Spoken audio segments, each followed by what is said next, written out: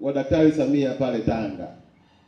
Bandari ya Tanga ilikuwa ni ya 3 kwa kuingiza na kutoa mizigo kwenda nje ya nchi.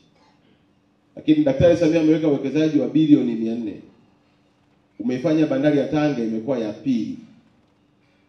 Na sisi watu wa Arusha tulikuwa tunapata malori 60 kwa siku yanayopita, kwa sababu hii ni shortcut ya kupeleka mizigo Kongo, Burundi, Rwanda na Uganda.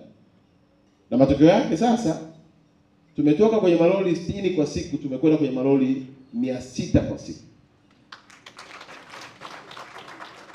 Maelekezo ya Daktari Samia si tu kwa ajili ya Arusha. Ameelekeza pia Tanga ijengwe standard gauge itakayotoka Tanga kwenda Msoma almost karibia kilomita 500, na kutoka pale Msoma kwenda Uganda ni kilomita 160. Kwa hiyo ni shortcut ni peleka mizigo Uganda kupitia Msoma kwa reli yenye viwango vya juu. Kwa hiyo waheshimiwa wabunge, mkisikia tu hilo jambo linatajiwa mle bungeni, ungeni tu mkono na sisi angalau tuingie kwenye SGR, maisha yetu yabadilike.